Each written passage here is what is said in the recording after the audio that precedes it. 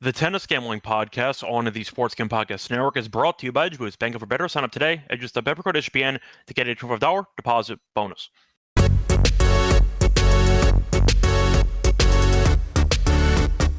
And welcome everybody to the Tennis Game Podcast here on the Sports Game Podcast Network. It is currently Thursday night, May 29th, around 9 p.m. Eastern Time. And also, Scott Reichel once again going solo for this pod. Time to get into the preview of the third round in the French Open. We're going to break down the matchups taking place on Friday and Saturday. Before that, though, brief recap of what happened last episode. Starting off with the Lock and Dog, we had a very nice bounce back episode as we swept the Lock and Dog picks. For the Lock, had a nice win. We had Greek Sport and Diallo over 39.5 games at minus 118. Each of the first two sets were very close and very long. We, though, did need Diallo to win the third set, and he did in lopsided fashion. But luckily, we ended up seeing it go over as the match landed 41. Closed to 40.5, but you won anyway if you got it. So nice win there for the Lock. For the Dog, though, nice win with the parlay. We'd center under 3.5 sets parlayed with men's sick team total over 18.5, and that got there at plus 109. So a nice bounce back for us in the second round. Try to keep rolling there for the third round. Plus, for the actual angles that we had for all the other matches, thought we did pretty well. So we'll recap those in a second. Before we get into any of the actual breakdown and recap of the matches, a brief reminder, they do have some new content on SGPN because SGP guys are going to be ripping packs live on air. Next Monday night, they'll be breaking a case of Panini Prisms with Dabs, and you can get 10% off your favorite team. Program at SGPN, go to sportsgambling.com/break to get in on the action.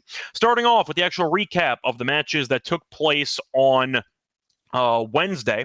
So for the matchup, saw Papiron end up beating DePilo in straight sets. Thought that would be a bit longer. Thought that Papiron would win, but he ended up winning in straight sets. Saw Medjedovic beat Cerundolo in straight sets. Thought that Cerundolo would win at least a set, but Medjedovic ended up winning. Thumb said he would destroy Golan. He did. Thought Altmaier would win in about 4 sets or 5, and he did so, as he ended up covering the spread, and he ended up winning with both players to win a set. Devone beat Opelka, no surprise there. Hallis beat Kekmanovic there in 4. Thought it would go 5, did like the over, though, and thought that Hallis was potentially alive to win it, but either way, did like the over that got there. Borges upset Ruud in a bit of a shocker there. Ruud, though, hurt his knee, was playing through it, couldn't move, so you saw Ruud win the first set comfortably, then his body betrayed him, and Borges won 12 of the last 13 games there in the last 2 sets. So that was very straightforward for the Dog, but you saw Ruud could not move. He got injured. So nice job by Borges taking advantage of injured opponent as he advances into the third round. Kashanov beat Offner. Thought he would. Thought it'd be a marathon 2. Got revenge for Geneva as he won in 5. Nice fun match there. Alcaraz did beat Morozin. Thought Morozin maybe would win a set. He did, but Alcaraz did win in 4 sets there. Perricard lost to DeZumer in 4. DeZumer got injured actually early 4th set, then fought it off and ended up winning. And didn't actually realize he won because he was delaying his celebration. Thought there were still points to be played, but he ended up winning. So nice job by him there. Paul ended up winning a marathon against Fuchsovics in a very weird match. Fuchsovics was up 2-0. Then Paul came back. He was down actually a break, and Fuchsovics was serving for the match in the 4th set. Choked it. Paul eventually broke again, won the 4th set 7-5. Then you ended up seeing a crazy 5th set, but Paul eventually got the break and held as he ended up winning 6-4 in the final set. Crazy match. Nice job by him there. But either way, point is a fun match nonetheless. And Paul was injured, battling an abdomen injury, survived, though, and advanced as he ended up winning after coming back from 2-0 down. Tsitsipas, though, lost to Gigante in 4 sets, which is really, really funny because we get to laugh at Tsitsipas again, but I thought Gigante played very well. Tsitsipas made him work for it, had some breakpoint chances in the last 2 return games, couldn't convert, and Gigante seemed to come up with the goods every time. Had an ace-down breakpoint, had a drop shot winner on breakpoint. Felt like he just had nerves of steel and got the job done there in 4. But Tsitsipas has been a mess in Grand Slams for the last calendar year at this point. It's funny, but I wanted to bring it up because Tsitsipas found his rhythm in Dubai. Since then, right back down off the cliff. He's been really bad, and nice win there by Gigante, who as a qualifier was able to pull off the upset to the surprise of many. Moving on, you saw Korda beat Brooksby in straight sets. Not a shock there. Brooksby won the title in Houston. Houston's fake clay. Said this many times. He's not a good clay player, and Korda destroyed him in straight sets. Tiafoe looked great against Carreño Busta. Beat him 6-4, 6-3, 6-1. Destruction. That was really never close. And Rune ended up beating Nava in 3 sets with a breaker there in the middle set. So nothing too shocking. The two entertaining matches, or the most entertaining matches of the day, of course, were the five setters between Khachanov and Offner and Paul and Fucsovics. Ironically, they play against each other in the third round. So we'll see who's less exhausted for that matchup taking place on Friday. But either way, point is a decent amount of fun and competitive matchups took place on Wednesday. Moving on to the matchups on Thursday, you started the day with absolute Armageddon. You had three separate two-set choke jobs to start off the day. You had Dimenauer, who was minus 1,000 against Bublik, minus 1,200 in some spots, was up 2-0. And then Bublik came back and ended up hitting a front tweener and a passing shot on the final point of the match. But either way, Bublik was able to win as a 7-1 dog, down 2-0, and was able to get the job done. However, Dimenauer was not the biggest favorite to blow a 2-set lead on Thursday because Mensik was minus 2,000 against Rocha in the matchup there early morning on Thursday. Won the first two sets 6-2, 6-1. Then he lost the third set, and you figure, okay, maybe he'll win this in four. He lost the fourth set, and you thought, what's happening? And Mensik lost in the fifth set. So we had a minus 1,000 favorite and a minus 2,000 favorite, each blow a two-set lead and lose in five, as once again, the first two matches of the day, which is insane. Then you move on to the other match that happened, where Fies was up 2-0, and he was a minus 600 favorite. Dimenauer ended up once again blowing it, but he did win the first sets comfortably. Same thing with Mensik, who dropped 3 games in the first two sets combined. At least Fies' sets were competitive because he won the first two sets in tie breaks. Munar, though, won the next set 6-2, then bageled Fies in the fourth, and you thought we might be getting the same thing 3 matches in a row, but Fies did manage to regain his overall composure. He fought off a love 40 in the 4-4 game, and then Munar got boomerang broken for the loss. So Munar actually had 3 breakpoints there at love 40. Then he had 2 more breakpoints in the deuces. 5 breakpoints with a chance to serve it out, and he choked it. And he was also up a break in the fifth set. So Munar kind of collapsed there. Fies came back from the brink. But what a crazy start to the day, where you had 2 separate massive 4-digit favorites who choked in a 2-0 lead scenario. And then we almost had it again, but Fies came back and won in 5. Lehechka, though, beat Fekina. Thought that would happen. Thought the price was off. Thought Lehechka was solid. Got the job done. Zverev beat De Jong in 4. Griekspoor beat Diallo in 4. We did like the over that got there. Sinner destroyed Gasquet. I'll get back to that in a second. Point is, though, Rublev ended up beating Walton in straight sets. Caboli beat Arnaldi in 4. You ended up seeing Fonseca get challenged a bit by Herbert in the first 2 sets.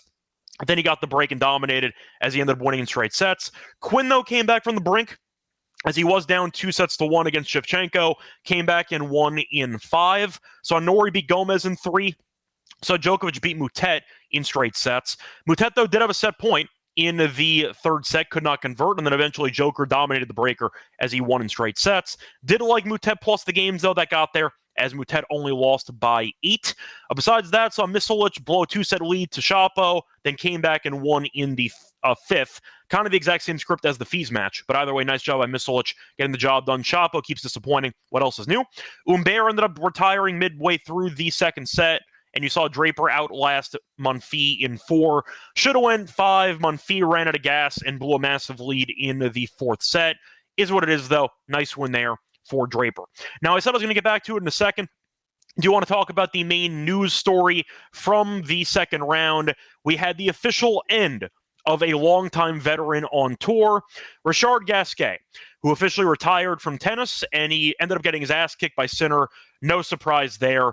Ended up getting bageled in second set, was actually tied 4-4 in the third set, got broken, and then lost the match. Did not break the entire match. It was really what you expected, seeing a longtime veteran against the number 1 player in the world.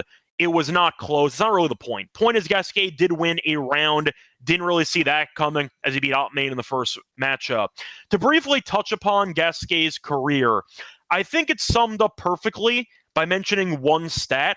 Against the big 3, the main era he played in.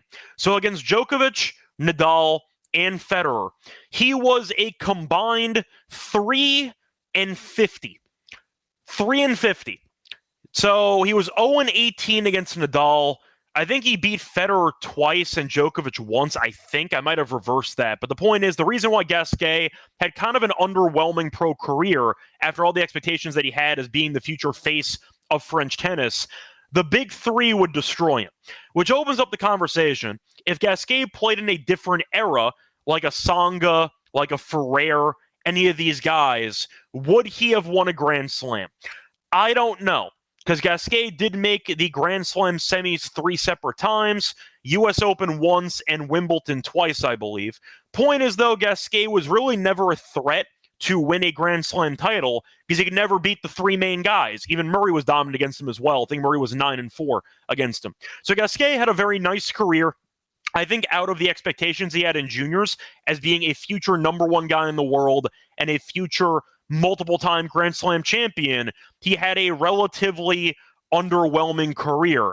But he was around for a long time, played for about 20 years, and he has over 600 wins.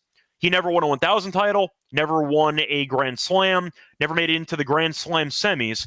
Did win a bronze medal, though, in the Olympics for mixed doubles. But the point is, Gasquet had a very nice career. I never thought he was the level of Del Potro or Ferrer or Nishikori, any of these guys. I thought he was worse than those guys, but I still think he had a very solid career. A guy who had one of the best backhands of all time, and a guy who was a professional.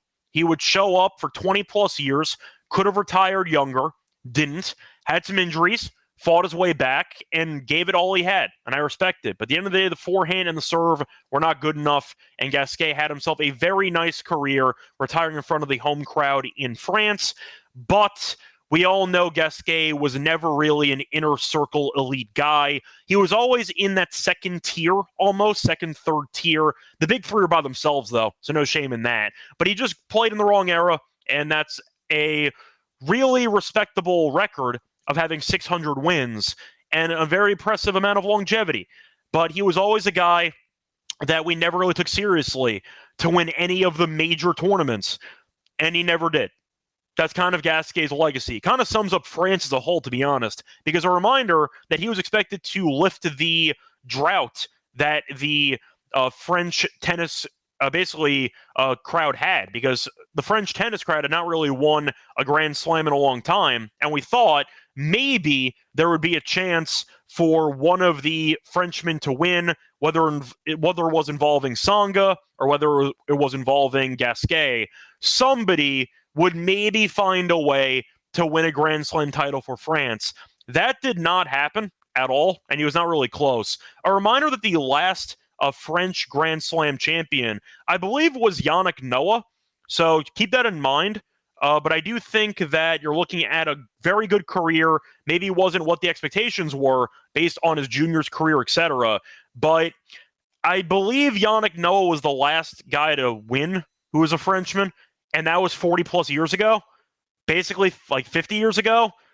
It's been a long time. So I feel like his career kind of perfectly sums up the current state of French tennis for the last 40 years or so. But once again, a nice overall career, and we'll see what he does moving forward.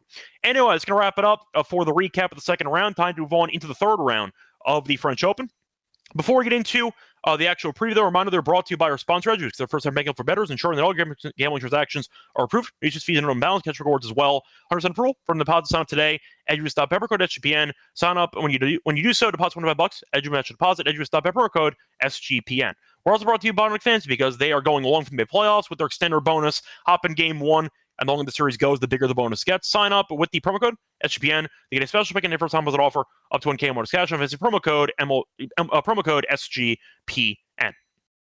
Welcome back, everyone, to the Tennis Game Podcast. Finish recapping the second round. Time to move on into the third round of the French Open. Starting off with the reminder that we are not going to be covering every match on the card, but some. So keep that in mind. Not going to go through every single match on the card. Anyway, now we got that settled. Moving on into the matchups for Friday. First match we're going to talk about between Musetti and Navone. Musetti's minus 800. Navone is plus 560. For the spread, minus 7.5 for Musetti, plus 7.5 for Navone. Over-unders at 32.5. Straight sets for Musetti's even money, and the plus 2.5 sets is minus 130. Navone has been solid. Beat Opelka, who is not good on clay at all, and beat Nakashima in 4. So he's beaten 2 guys not really good on clay, 2 big serving Americans who are not really going to be that useful on the courts here in the French Open. Point is, he won comfortably in both matches, so straightforward there. Musetti, though, beat Hanfmann and Galan in straight sets. Really wasn't close in any of those matches, but the point is, Navone has a very solid amount of clay talent. Did beat Musetti on clay last year in Italy. But the point is, they faced off in the Olympics, and you saw Musetti win in straight sets. There was a breaker there, though, so it was not too easy, but Navone did make each match competitive to some degree and ended up splitting the 2 matchups last year. Now, I think Musetti's gotten better since the Olympics last year. Even though he did win the bronze medal, I feel like he's kind of gone up a little bit based on talent and his overall consistency, and Navone might be in trouble. Now, I do think looking at the actual spread, 7.5 sounds about right. You could argue that maybe there's value on Navone if he's able to force a breaker, because we have seen a breaker in each of the first, we had a 7-5 in the first meeting, but we have seen at least one competitive set there, and Navone, I think, should win a set, at least based on value. Do I think there's much on Musetti in straight sets, even money? Maybe, but I think I'd make the counterpoint that you can definitely find better options, because if you end up going with Navone to win a set, but Musetti to win the match, you'll get a better deal. For example, Musetti to win, with both players winning a set, is available at around plus 140. I know Musetti might end up winning in straight sets, but I think the value itself might be present with the argument that Navone will make it at least one set competitive, and maybe he steals it. But I do think plus 140 is interesting. Tough to find value when you have a massive favorite like Musetti on clay. It's either straight sets or you're picking Navone to do something. I'll go with Navone to do a little bit of damage, but I do think Musetti wins in 4. Give me Musetti to win, and both players win a set there at around plus 140. Moving on to the next matchup, you have a matchup between Halles and Rune. For this one, Rune is massive favorite, about minus 600, give or take, and for Halles in this one, you have around plus 460. For the spread, minus 5.5 for Halles, plus 5.5 for, minus 5.5 for Rune, plus 5.5 for Halles. Over-under the 37.5. For the over-under in sets, I see 3.5. The over is minus 130. I see the over in 4.5 sets is plus 280. Straight sets, though, you have Rune to win in straight sets at plus 117. Halles to win ace sets minus 150. Now, for the matchup, Rune so far in the event has been fine. Beat Nava in straight sets, had a breaker there, though, and beat Agut, but he's won 6 straight sets. As for Halles, he's had a couple of interesting matches. Had Makic, who got injured, so he won in a set and a half. Then ended up beating Kekmanovic in 4 with a breaker. Close match, but he got the job done there in 4. Now, Rune, I think, is obviously the better player. However, we know that he's also a head case who can drop sets left and right. I like the over for sets here. I think Rune is actually too big of a favorite here. Think Halles can maybe make it interesting. I'll put it this way. After all the chaos we saw on Thursday, would it shock me if Rune got upset against a Frenchman with the crowd against him, and maybe he has a letdown in a couple of sets? No. That sounds pretty par for the course, actually. I do think the over 3.5 sets, though, is value at minus 130. I like it. I see a matchup that goes at least 4. Think Rune, if he wins a couple sets, might end up mentally checking out of one, and Halles with his serve and firepower can find openings against Rune. So I'm going to go with the over 3.5 sets as my main thought for that one. Moving on to the next matchup. Going to go with... we'll go with Tiafoe against Korda. Now, for this one, Korda is a decent favorite.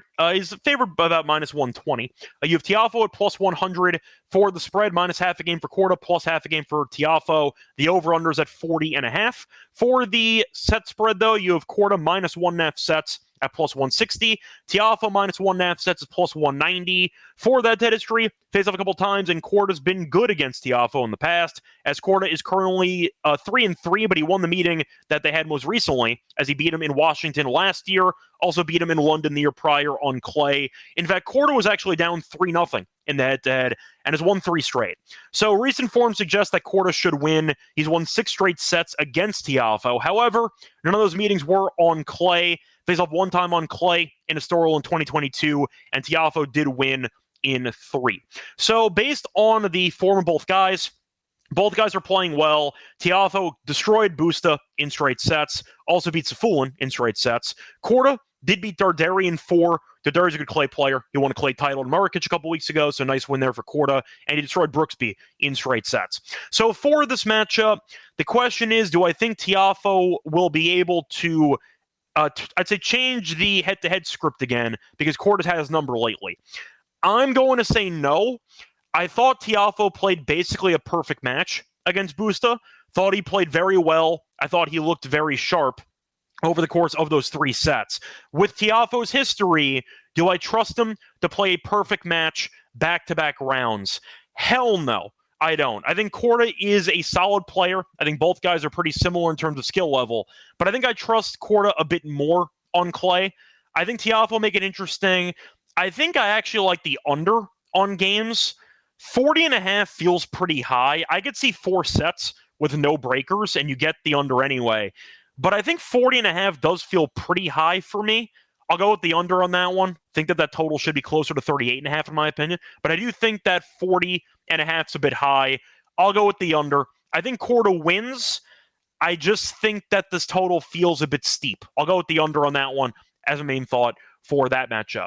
I see a question from Asher asking if I like the big money line favorites with Rune, with Zverev, with Djokovic, and Musetti. Musetti should win. Think that you're looking at a spot where maybe you see him drop a set, but I think he ends up winning. I think Rune is actually in potential danger. I think he'll win, but I think Hallis is definitely live to win it. I'll put it that way. I'm not going to automatically pencil Rune in for the 4th round. So I'll pass on Rune. Zverev will get 2 in a second, and Djurk will get in 2 in a second. Before the first 2, Musetti I think should definitely win. And Rune, I am lukewarm on. I'll put it that way.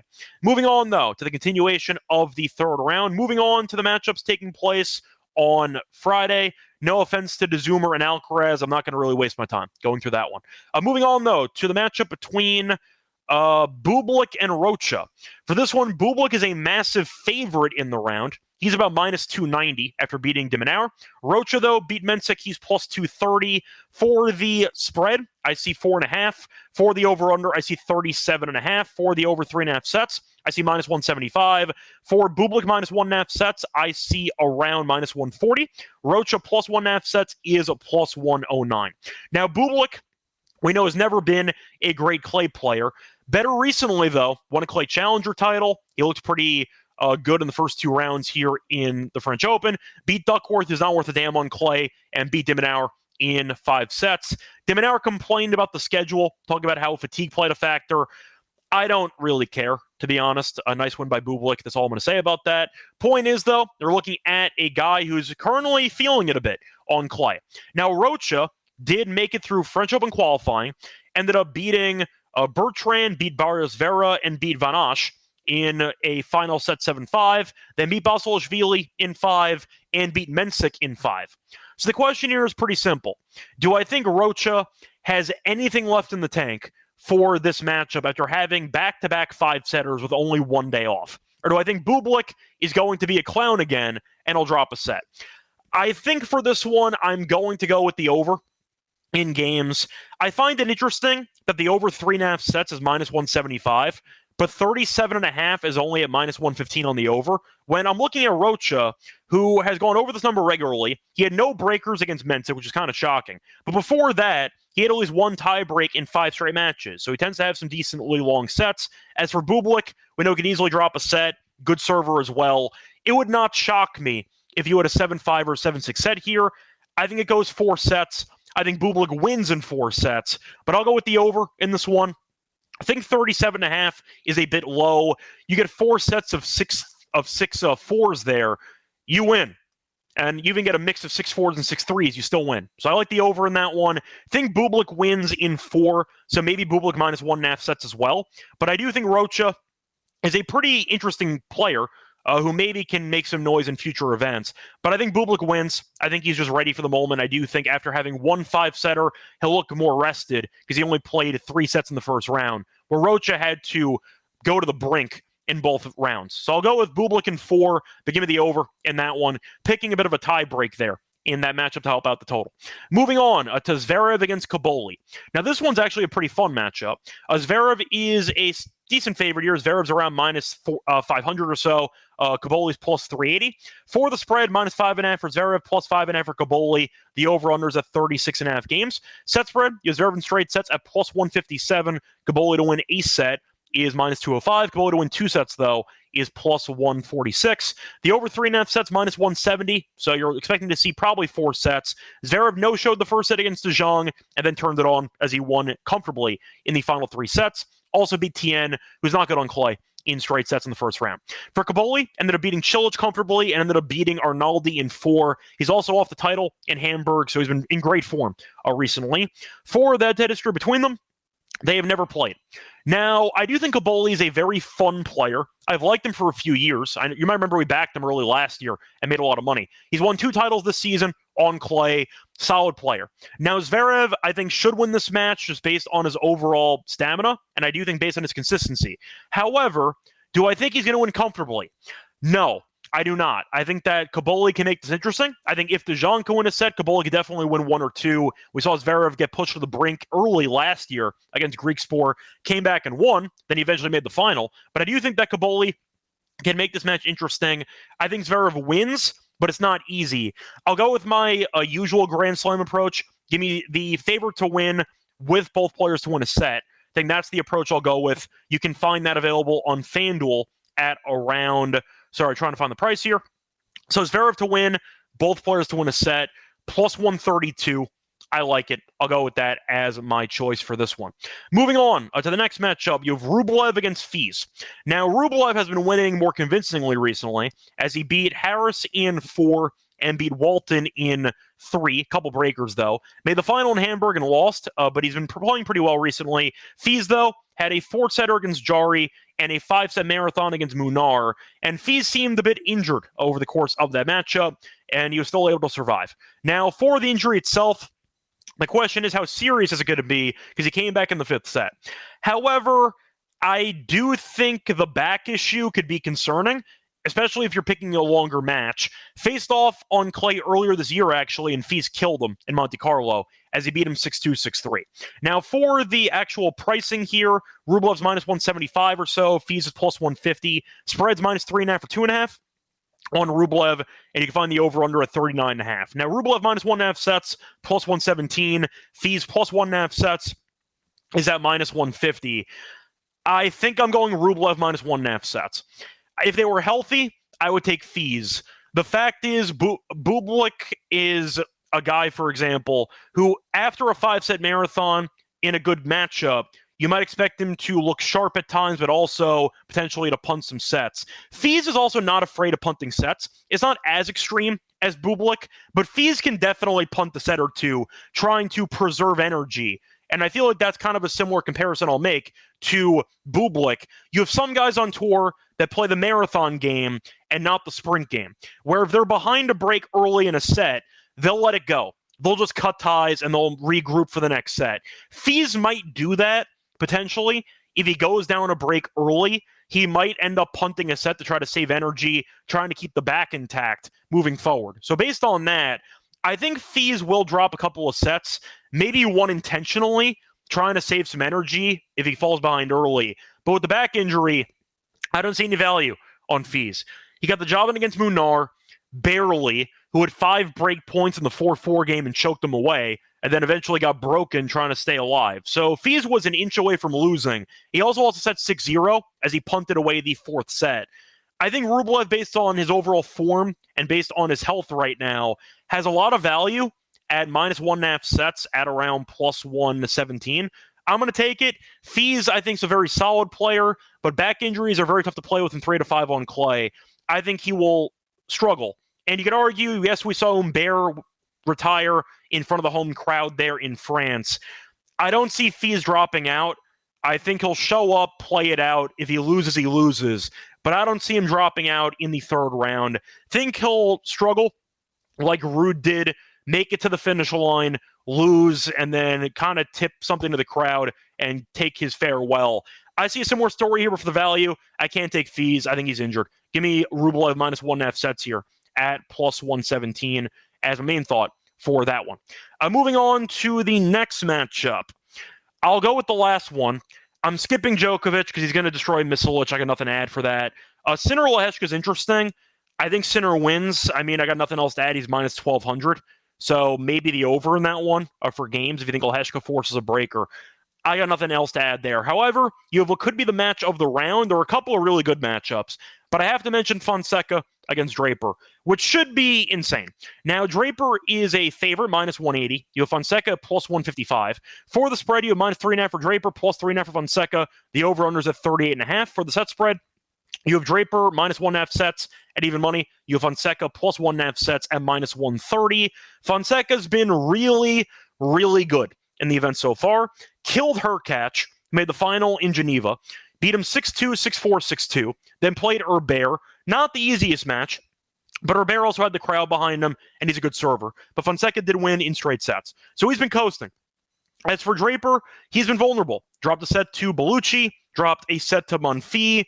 Should have been 2 sets. Monfils ran out of gas and lost the last 5 games. But Draper was down 5-2 in the 4th set. They could have easily won 5. You're looking at Draper with the fight off 2 set points there in the 4th set as well. So Draper wasn't really playing that well, and I don't think he's played that well so far in the tournament. Now, they faced off earlier this year on hard court, and you saw Fonseca lose to Draper in Indian Wells, 6-4, 6-0. Doesn't mean much. This is on clay. Now, I think Fonseca's actually live here, and I think that he's going to win. I think Draper's looked quite underwhelming. You could argue that Monfils pushed him because Monfils was playing well. Monfils was on fumes towards the back end of the 4th set and fell apart. But Draper, I think, has been pretty inconsistent so far. He's had a couple of sloppy games in there, dropping serve more than I expected. Fonseca, though, has been incredible. And I think based on the pricing, I think minus 180 actually sounds kind of steep in my opinion. I disagree, Mavi. I know Mavi's saying he thinks Draper's going to kill him. I don't agree with you. I think Draper in Indian Wells was in better form, and Draper won the title at Indian Wells. He was in a very, very impressive, I'd say, overall form, and so far in the event, he really has not looked that good in the French Open. I think that you can make the argument that Fonseca had an easier path. I don't know if I agree with that either, because he beat Hurkacz, who just made a clay final and destroyed him. I think it's a very close match. I see it being close, and I think it might go 4 or 5. The thing about Draper, though, is that he does have durability concerns in years past. I thought Monfils made him work for it. It was very physical, and he was on the court for a long time. I think Fonseca, if it goes 4 or 5, I can see Draper's body kind of wearing down. So I disagree, Mavi. I think that Fonseca is actually quite live to win this match. I think it'll be close. I think that if Draper does win, it goes at least 4 sets. I see it going 4 or 5. But for value, I'll go Fonseca. I think that he's playing very good tennis, and I think that this price is too big. I'd have Draper favored. I'd have him at minus 130. I think 190 is insane, just based on the actual form they've been in the event. But if you want to go for Fonseca to win and both players to win a set, plus 260, I think that's a great price. Plus 260 is a very intriguing price. I'll go Fonseca, though, for this one. I think that it's a good spot for him. Draper's not looked like the elite player that we've seen all year, and Fonseca's been really good. Give me Fonseca and both players who win a set at plus 260 as my main thought for that one. Anyway, let's wrap it up for the actual preview of the 3rd round in the French Open. Time to move on into the Lock and Dog picks. For that, the reminder, they're brought to you by our sponsor, which is, once again, Rhythm, because it is our job at SGPN to help you find the best picks, and now we've got a great tool to help you take it to the next level. You've heard us talk about Rhythm before. They just dropped a new game-changing feature called Power Trends. These are AI-detected patterns where Rhythm's models have consistently won and has a high ROI. And a reminder that if you do want to check out the actual new feature, check out the Rhythm app, download the app, check out the Power Trends, and start betting smarter. You know that we will be doing so. And a reminder, they can also try it for free for a week by using the 7-day free trial. Use the link sportsgamble.com/RATHMM. We're also brought to you by Circle. and their Ultimate Fantasy Football giveaway, because Circa Resort and Casino in Las Vegas giving away the ultimate experience for fantasy football for a 12-person league to draft in Vegas and be treated like VIPs with their stay. We're going to get a 2-night stay at Circa Resort and Casino for the entire 12-person league. Hold your draft like a bound. Stadiums with the 5K food and beverage credit, limit transportation as well too from the airport, and much more. Contest is from May 5th to June 30th, so sign up now before you forget. Enter at sportsgamble.com for Circa, sportsgamble.com for CIRCA. We're also brought to you by MyBookie.ag, because MyBookie plays some sports. They have the NBA playoffs, they have the NHL playoffs, they have tennis, they have golf, you name it, UFC. Also available in a ton of locations. Use crypto for all these payouts. Easy deposit when you sign up for a new account. Make sure to use the promo code SGPN to get a $100 match up to 1K. Terms and conditions apply. MyBookie.ag, promo code SGPN. Welcome back, everyone, to the Tennis Game Podcast. Finished going through the preview of the third round. Time to move on into the lock and dog picks. As usual, I skipped a couple plays that I was going to get back to for the end of the show. I skipped the Khachanov match against Paul, and I skipped the matchup between Borges and Papiron. For the lock, give me Khachanov money line at -138. Now, I will specify, bet this on a book that grades retirements as wins. There's a chance that Paul drops out. Keep that in mind. So I am going to go with Khachanov, but only bet this on a book if you grade retirements as wins. So this is on FanDuel at -138. They have the best retirement rules out of any sports book. Keep that in mind. Now, for the reasons why. Paul, we saw when a marathon against Fucsovics was down 2-0. Fucsovics was actually serving it out for the match in the fourth set and choked it. So Paul probably should have lost that match, came back and won, said he was battling an abdomen issue the entire match, and it actually kind of ramped up a bit in intensity in the fifth set. He fought it off, he won, but he's definitely below 100%, and abdomen issues are very tough to get over in the span of about a day or two. I think he's well below 100%. Khachanov, though, won a marathon against Offner. He looked good over the end of the match. Fatigue or injuries were not a factor for him. And Khachanov play style is pretty similar to Fucsovics. He's, of course, better than Fucsovics. But the fact that Paul had so much trouble against Fucsovics in the last round, and now he's injured, I think is a very tough matchup and spot for Paul. So I'll go with Khachanov here on the money line at -138.